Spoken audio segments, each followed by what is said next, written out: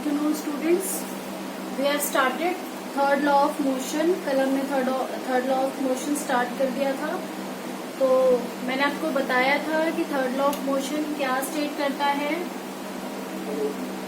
Third law of motion, third law of motion क्या state करता है. एवरी action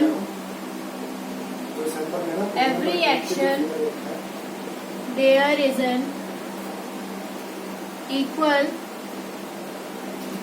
and opposite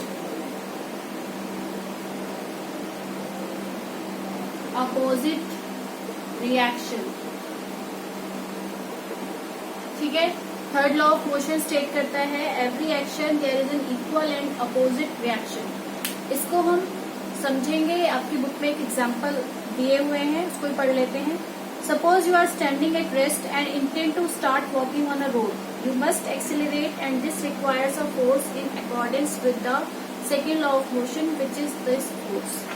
क्या होता है कि जब आप स्टैंड रेस्ट पोजीशन पर खड़े हो, ठीक है, अगर आपको अपनी पोजीशन चेंज करना है, अगर आपको चलना है, तो आपको क्या लगाना पड़ेगा, फोर्स. जैसे कि हमने सेकंड लॉ में पढ़ा कि अगर आपको मोशन में आना है, किसी बॉडी को रेस्ट से मोशन में लाना है, तो आपको फोर्स लगाना पड़ता है. ठीक है. सपोज ये ट्रैक है, अभी आप यहाँ पर खड़े हो, ठीक है, रेस्ट पोजीशन पर हो. जब आप चलना स्टार्ट करोगे, इस साइड चलना स्टार्ट करोगे, तो फोर्स लगाओगे. आप फोर्स लगा रहे हो, इसका मतलब आप एक्शन कर रहे हो. क्या कर रहे हो आप? आपकी तरफ से क्या लगाया जा रहा है, एक्शन, फोर्स. ठीक है.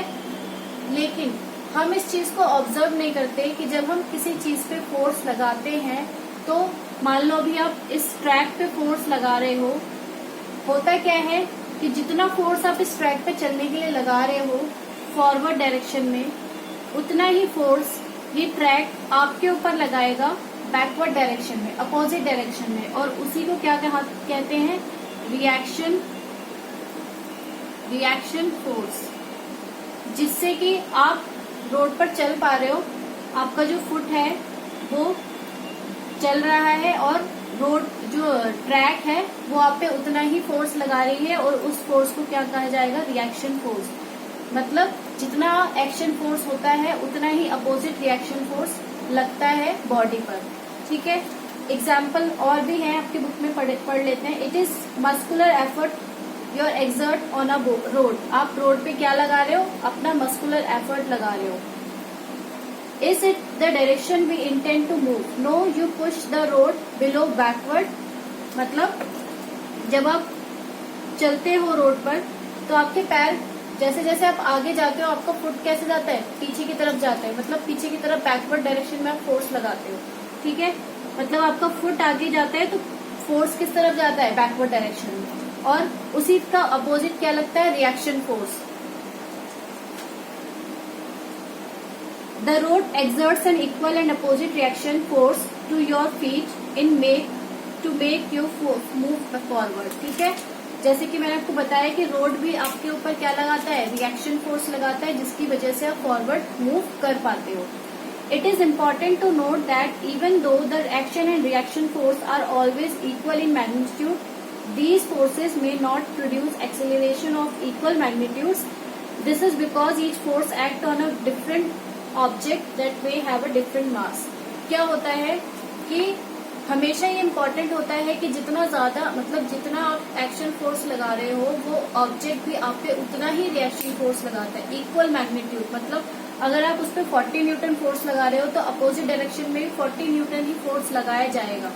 लेकिन डिपेंड क्या करता है कि दोनों ऑब्जेक्ट क्या होंगे, डिफरेंट होंगे. ठीक है. डिफरेंट ऑब्जेक्ट, मतलब एक ऑब्जेक्ट तो आप हो गए और एक ऑब्जेक्ट हो गया रोड, तो आप दोनों एक दूसरे पे फोर्स लगा रहे हो. ठीक है. फोर्स इक्वल लग रहा है लेकिन डायरेक्शन अपोजिट होगी. समझ में आ गया. यहाँ पे क्या पॉइंट दिया हुआ है कि इक्वल मैग्नीट्यूड. इक्वल मैग्नीट्यूड का मतलब कि जितना फोर्स, मान लो आप इस पे 40 न्यूटन लगा रहे हो, तो ये भी आप पे अपोजिट डायरेक्शन में 40 न्यूटन लगा रहा है, तो इक्वल मैग्नीट्यूड हो गया, अपोजिट अपोजिट डायरेक्शन होगी।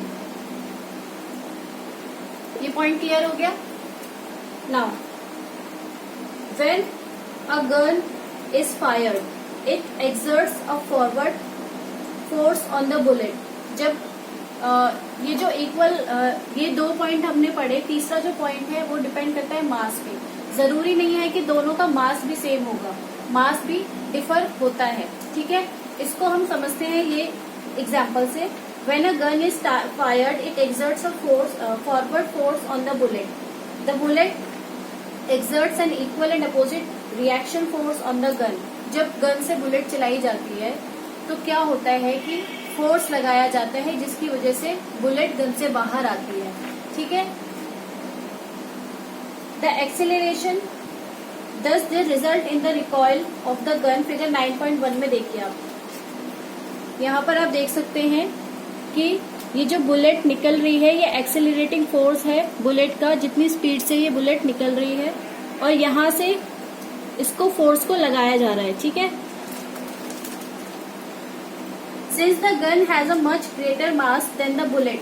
अब गन का जो मास है, गन का जो वेट है वो बुलेट से ज्यादा है, ठीक है। The acceleration of the gun is much less than the acceleration of bullet.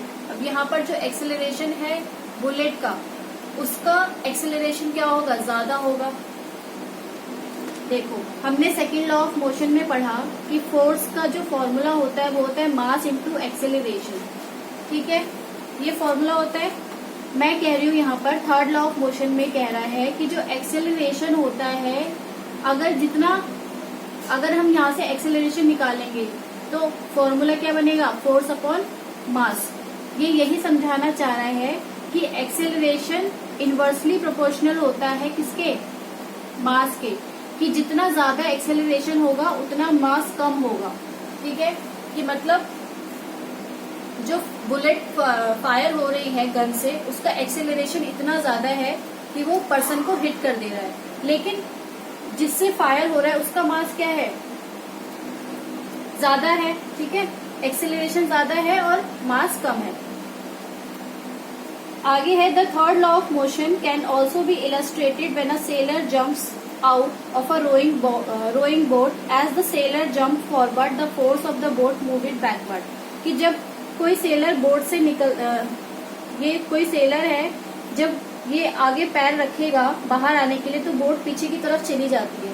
तो जितना ज्यादा ये फोर्स आगे लगाएगा, बोट क्या लगाएगी, अपोजिट डायरेक्शन में फोर्स लगाएगी। तो ये भी यही शो कर रहा है कि जितना एक्शन लगा रहा है उतना ही रिएक्शन उसके अपोजिट डायरेक्शन में होता है, ठीक है। एक्टिविटी 9.4 है